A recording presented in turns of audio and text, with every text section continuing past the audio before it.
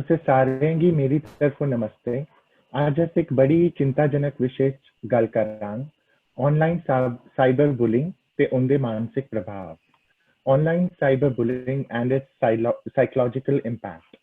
Our expert guest today is Pranita Sharma, a senior psychologist and psychotherapist with an experience of over a decade. She has worked with Kokilaben Dhirubhai Ambani Hospital, KJ Somaya Medical College and Research Center, Mumbai. She has also worked as consultant with renowned psychiatrist Dr. Bharat Shah in Mumbai. Before we move further, let me share some facts and figures about cyberbullying. Google Trends data indicates much more attention is focused on cyberbullying than ever before. The volume of worldwide searches for cyberbullying has increased threefold. Half of all adults have experienced cyberbullying in some form. A further 20% reported experiencing it regularly. Source bullyingstatistics.com. Cyberbullying and suicide may be linked in some ways. Around 80% of youth that commit suicide have depressive thoughts. Cyberbullying often leads to more suicidal thoughts than traditional bullying. Source JAMA Pediatrics. More than half of all teens who use social media have witnessed cyberbullying. Source nobullying.com. Over 50% of surveyed teens say they never confide in their parents after being victimized by cyberbullies. Source nobullying.com. The website nobullying.com recorded over 9.3 million visits in 2016 from people seeking help with cyberbullying and online safety, and it has been increasing ever since. During COVID, where everybody of every age group is online, you can imagine how much it must have increased.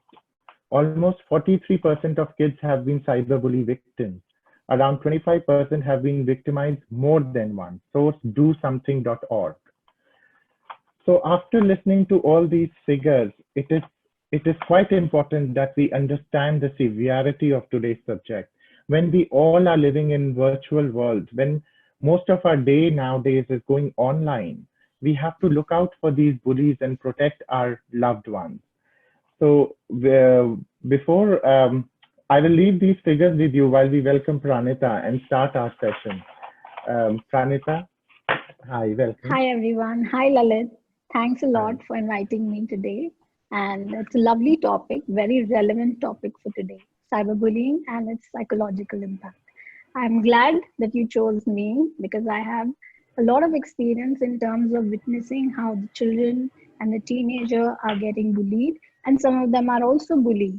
So I do understand the perspective. So thanks for inviting me. It's a pleasure indeed. And what we needed was somebody who knows about the subject matter to bring it to the attention of everybody. So before we move any further, I do understand that some of the people might not relate or might not understand about the topic. So why not you please explain cyberbullying briefly for people who might not know about it? Definitely.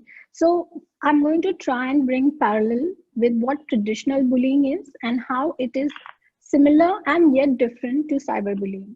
So just as in bullying, we had harassments, we had intentional hurt and harm. Similarly, cyberbullying also intends to hurt, harm the victim.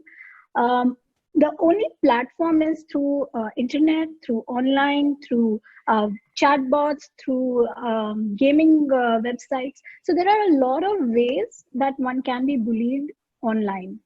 When we saw traditional bullying, it was usually in school setup or in parks or in lobbies or in lonely places. But now cyberbullying is open, available, and it is everywhere because everyone has access to phone. So by definition, it basically means that it is aggressive, intentional act by a person or a group to harm and hurt the victim. The aggression can vary from starting through, say, trolling, just simple comments, then going all the way to sharing their personal details, threatening them, blackmailing them. So there are very different ways of harassing someone online. They also use rumors, false accusations, they even slander, defamation. So there are a lot of ways that one can use to actually, psychologically disturb someone. Sure. On this point, I will say that, I would like to bring in, recently I have been subjected to cyberbullying, where are exactly the things what you have said. Some individuals and together as a group have been bullying, harassing, even threatening and putting false accusations and, where defamative accusations and stuff like that. So I have had my own share of experience. So I completely understand how damaging bullying is.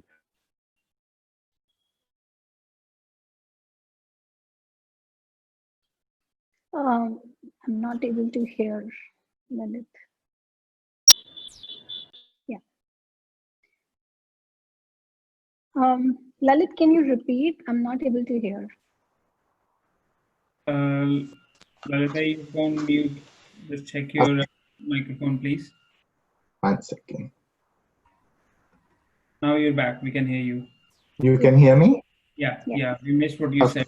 Start again. So I said that recently I had a incident where I have been cyberbullied, and I can understand exactly the way you said how people use defamative terms, how they taunt on different things. There's also been, other than harassment, even threats which I have been subjected to, and it is very strange that sometimes it is not the person who's writing, because they use fake IDs or alternate IDs, but so that tells that they are weak people, but it's always somebody behind them who is getting these things done and trying to hide themselves and making others subject to it.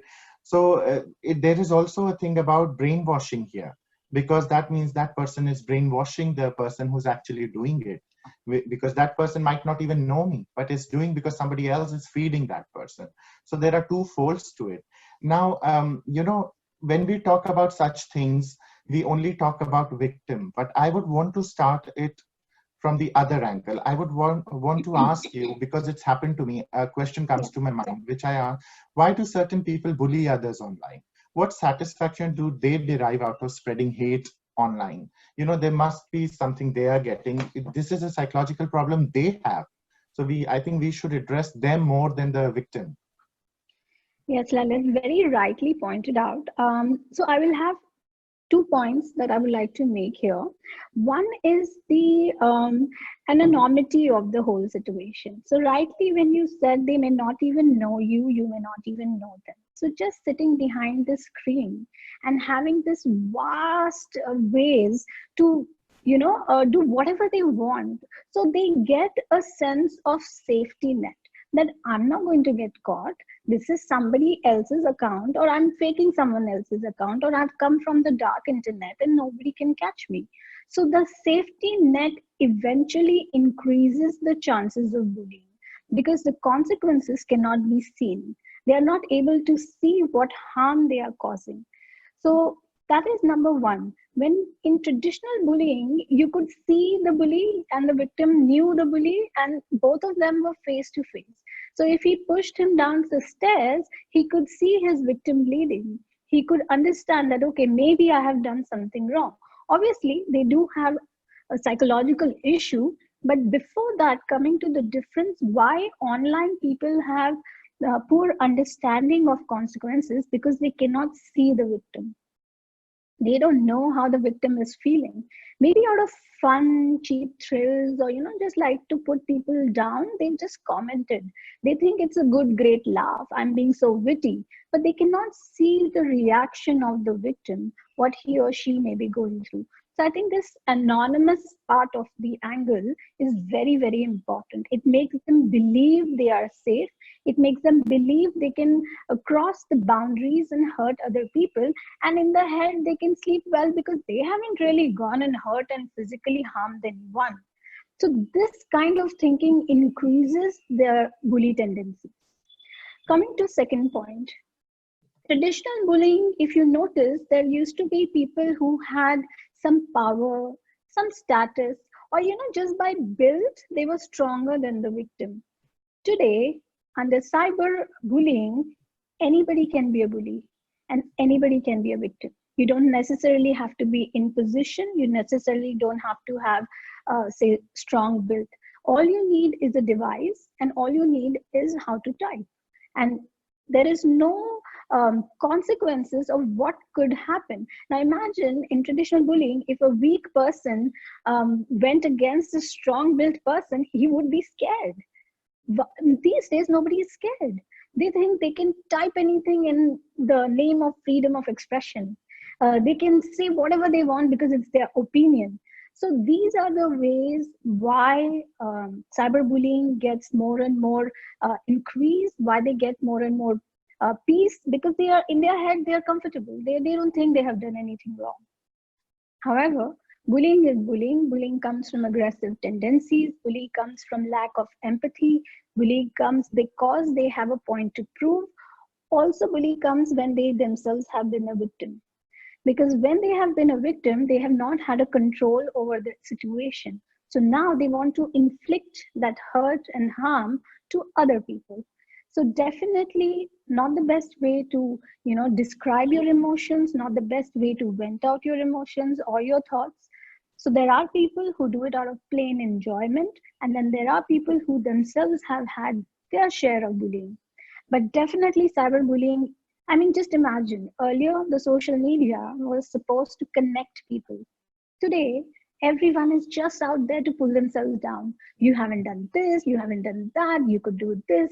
I mean, imagine it's not just us, it's the whole government is online, and the amount of, the kind of messages, the comments, the hate, the plain poison that everyone just throws at each other.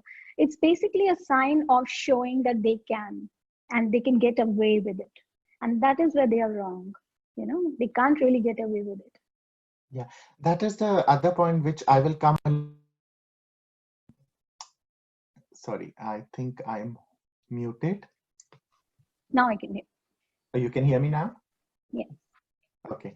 So I was saying that that is the other point. I will come back to it later, that how can they think they can get away with it? And what as a society, or even as a victim, or as a family of victim, we are doing to make sure that they are not getting away, and that if today they are coming after me, they're not coming tomorrow after somebody else. So we'll get back to that in a minute. Before that, may I please ask you about explaining some impact of bullying on victim? Yes, definitely. So you see, it all starts from the basic. The reason why they are there.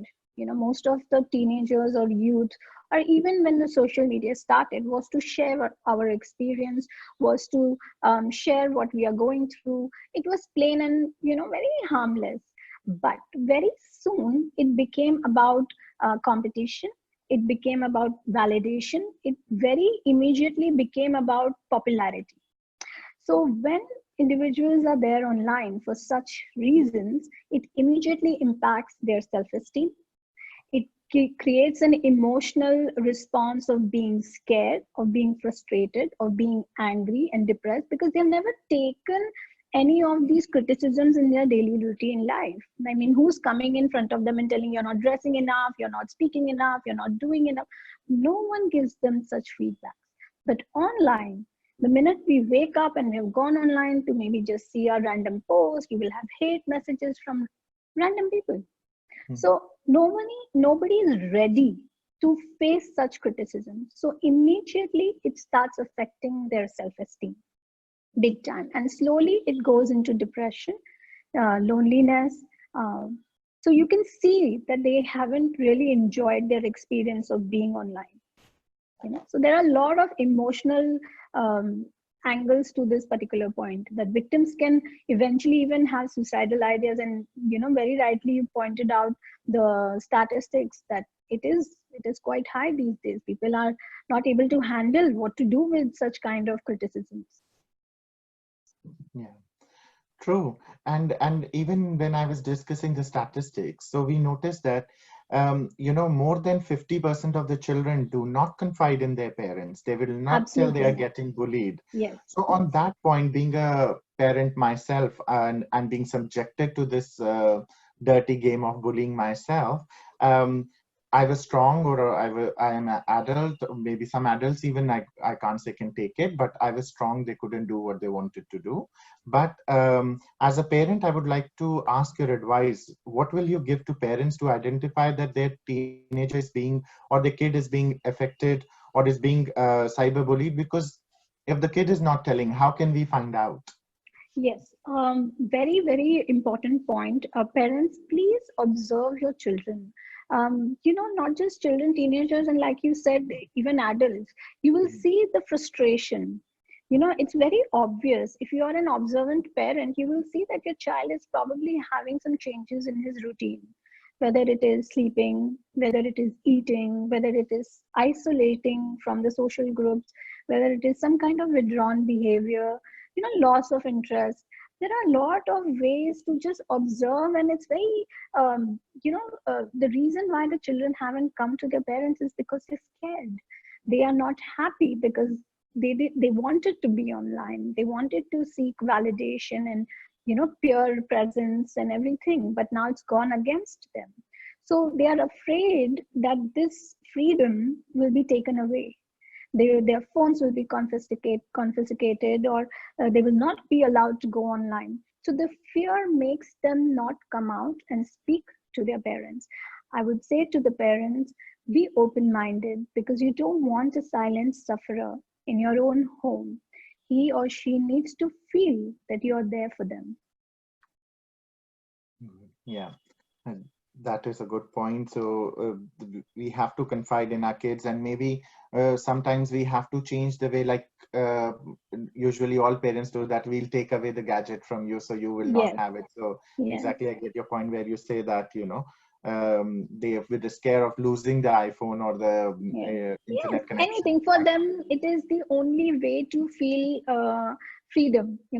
Giving a phone these days to a child is he has the whole world in his hand, and Mhm. taking that away might scare them. So they would rather, keep quiet about it. Sometimes, the victims have also bullied other children or teenagers and other people.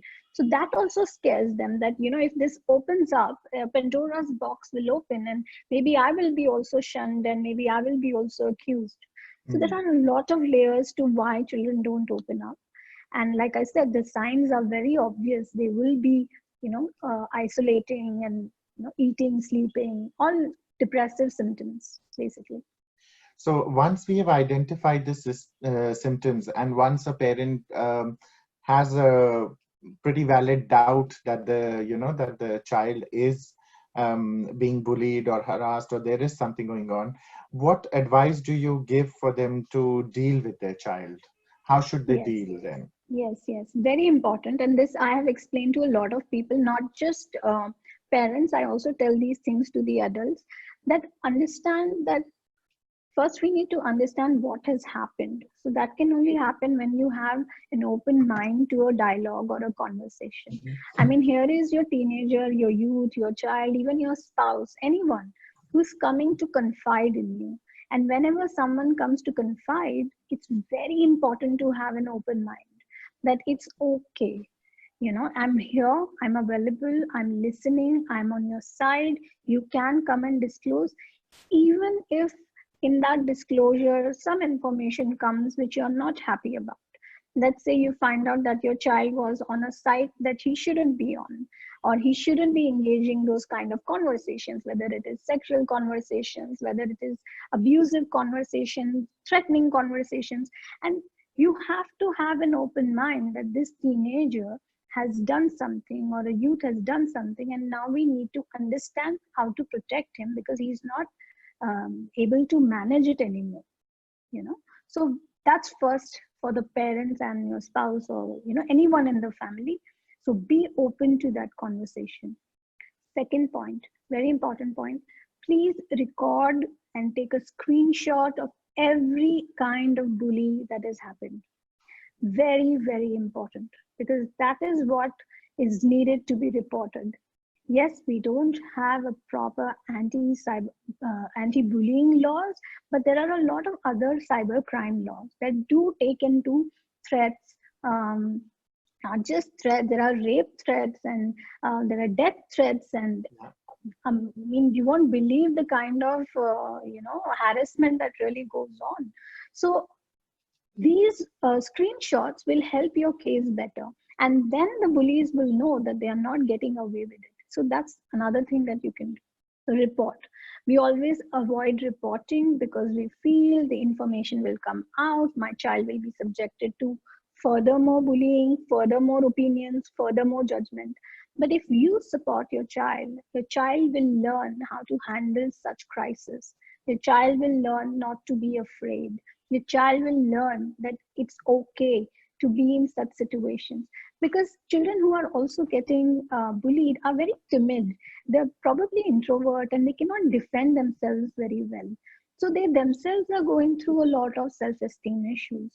So it's very important that you support them, encourage them, give them that kind of space that they feel comforted and supported. Yeah. So these are a couple of things you can do to help your child if he or she has been bullied.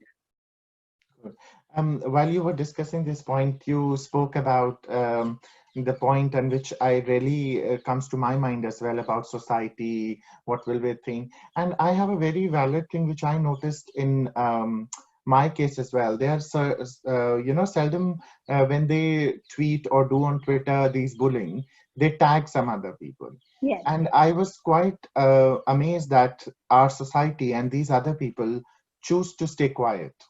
Yes. They are party to it. If for me, they are party to it if they try to stay silent. I don't even understand how they can justify being silent. And what kind of it also brings a question about our society, that why do we think that that attitude, mere saath nahi ho raha to main kyun bolu, right? But we forget that these people are coming tomorrow for maybe somebody closer to you, or maybe you yourself. So if you are staying today quiet and not standing for what is wrong, then you are as much as guilty as the person who's doing it. So I think other than the family, it's also society's responsibility that when they see such bullies doing something like that, they have to point it out. They have to tell them to stop, because only when we protect each other are we going to be a stronger society and a safer society. So on that note, I would ask you, we have discussed about parents finding out that their child is being subjected to online bullying and how to deal with it. What if a parent or a partner or a friend finds out that your friend or your child is actually the cyber bully, who is actually bullying somebody else? How should one deal with that situation? Yes, some couple of very important points here to make. We'll start with what to do when the child or the person who is bullying is your known person, how you deal with that. Then I'll come back to the witnessing of the bullying. So first of all, you have to understand that a bully, there was a study, done by Microsoft, and they found out that about 26% of children in that study agreed to bullying. So it's not that they feel bad that they're bullying, they're okay. And the reason they're okay is because they know they will get away with it, to the point of being anonymous. Yeah. So that is where the step number one comes in, to make them understand that there is a consequence to each and every action, word, tweet, post, comment, everything that has been done. A lot of people do not know this. They feel, I'm doing it under this and I'm doing it under a cover, I'm doing it behind someone else's account. But number one is IP addresses can be traced. If we get to it, the perpetrators will be caught. So this is number one. You need to explain the consequences of doing your actions, whether it's in humor. A lot of people use humor and aggression, together. Oh, I was just kidding. But no, your kidding is not kidding for someone else. So explaining these things to the child, introducing the concept of empathy, that your every moment that you are thinking about yourself, you also need to think of how it will affect the other. You got your enjoyment, you got your excitement, you bullied someone, great, but have some understanding that this could probably not go down well with someone else. So these are values that you probably can learn from home. And if they see the home environment, that okay, my parents are pro thinking for others, they are pro talking well for others, they will also want to ape it.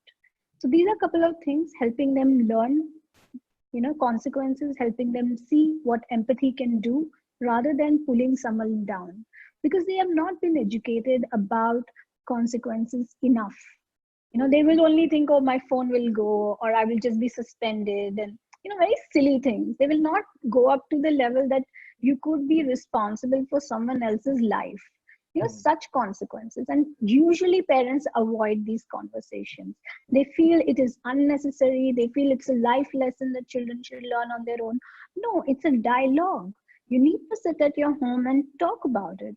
You need to talk about current affairs. What are their views when somebody is bullying? Will they support the bully? Will they not support the bully? So this dialogue is very, very important. Good point, to have the dialogue, yes. And then also, do you think at certain point of time you can identify that it has affected the person so much that it's become their nature Yes, to absolutely, bully? absolutely. And Because then they get away with it.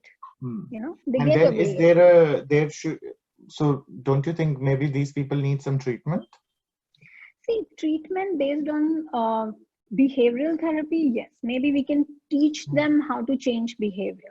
But like I said, it's a lot of personal growth. And maybe a child or a teenager, fair enough, we can work on them. But how do you put an adult and tell him you're being aggressive? Yeah. So it's very difficult unless there is self-realization that my actions, my words, my doing is causing someone harm, hurt, and intentionally. That realization is a very personal process, Lalit. Not everybody reaches that. And especially adults, they will not, because they have already justified in their minds that what they are doing is right. Yes, absolutely. Yeah. So that brings me back to the point then, as a society, what we can do to prevent this, and again, how can awareness be built that they cannot get away with this? Yes. So see, this is another thing. Taking it back a little to explaining you how the psychology behind bystander witnesses work, because this is not just for cyberbullying or even if there are two people fighting. Okay, how many of us are going to stop that fight? Yeah, true. Yeah, true, right? So similarly, this is an effect. It's a psychological effect that we always think of ourselves first. We want to survive first. We want the good things for ourselves first. We don't want the bad for us. But this is where we lack compassion for each other. And when you see someone who's being targeted, who is causing such kind of bully, if you don't step up, you're under the delusion that it's not going to happen to me. It's too far away from home until it hits home. So what you can do is you can at least voice that this is not acceptable. If you don't want to get loggerheaded, you don't want to, get into the argument, you can just post non-acceptable. Enough. It doesn't have to have explanations. It doesn't have to have anything other than you are not accepting this. And this will then spiral into other people, instead of getting into arguments. Because what happens is when you try to have the bully and victim moderate in between, you end up getting caught up. And that is what most people don't want to get caught up with. They don't want to get caught up with who's right and who's wrong. They just know that it's not a good thing to happen.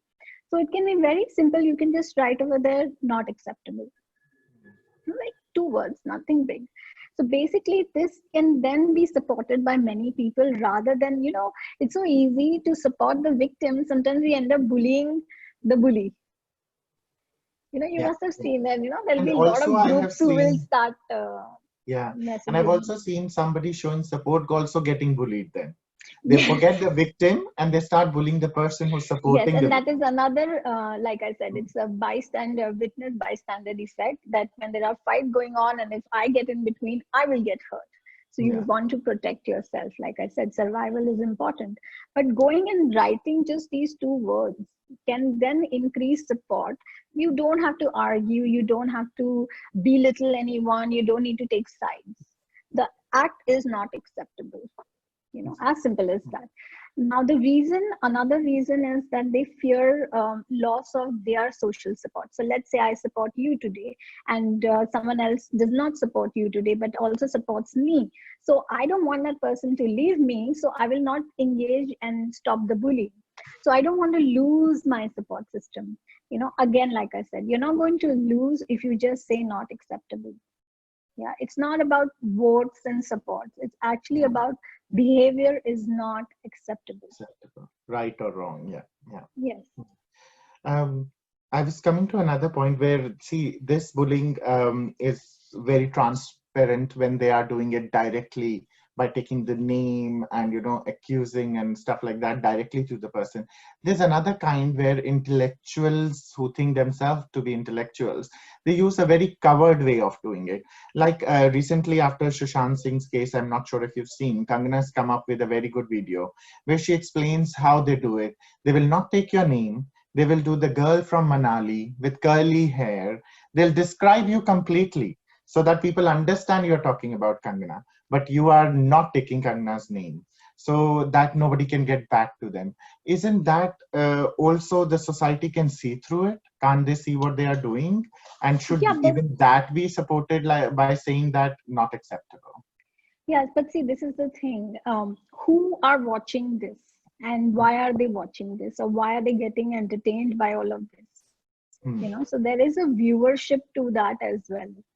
So you may not like it, I may not like it, but there are a lot of viewers who are digging and trying to find such stories interesting. So it is about a person's own realization rather than making someone realize, especially like you said, adults. Teenager, I can say, this is not good. I can explain them. I can tell them the right to wrong. But there are people who are finding it entertaining. Now, you can't ask them not to be entertained. Definitely, you can not watch it. You can ignore those kind of platforms to be that. That's a personal choice for adult.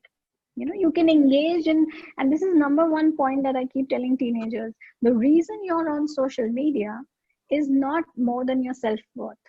You're not going to get anything if that entire thing is taken away from you. Yeah. For example, there were so many TikTokers who were celebrities, and now India has banned the application over here. So the talent or so-called talent that they had, now they will feel they can't make money out of it. But it's not about the social media or the platform. It's about your talent and the audience. Similarly, it's the same thing about reactions and audiences.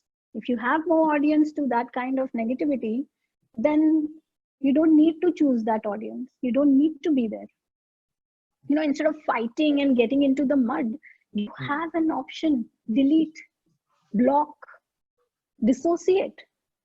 You don't need them. Yeah. Good point. And before we move into questions and open forum to our people and our viewers, if there are any questions, I would like to make one point which is a little strong as well. But I think as a society and in the world which we are living in, we have to, and even when in Corona times, what we have been taught by God, we have to be more compassionate.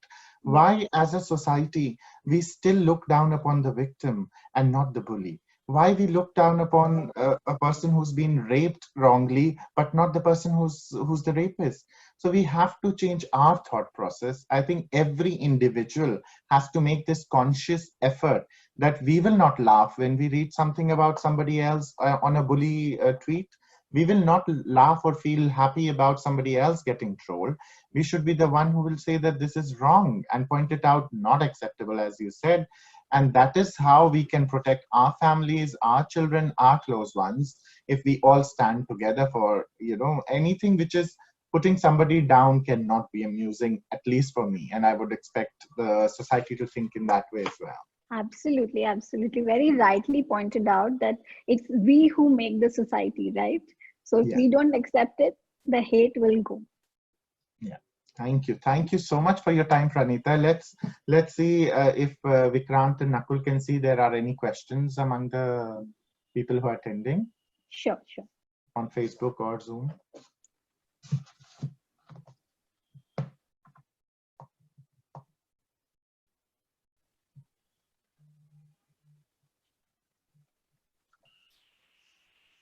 No, not. There are not any questions at the moment. It seems like we covered most of the things in our in-depth questions. I'm glad. Yeah. So, Pranita, thank you so much for your time. It was a beautiful session where I think we got to know a lot about cyberbullying. And I will only hope that more and more people watch this, they understand about it, and they save their family and loved ones. Thank you so much. Thank you so much for having me. It was very necessary. I enjoyed talking to you. I think we've covered a lot. And I really hope if anyone is seeking help in terms of depression or anxiety related to cyberbullying, I'm always here. You guys can connect with me and I'll do my best to help. Thank you so much. Thank you. Have a good evening. Thank you.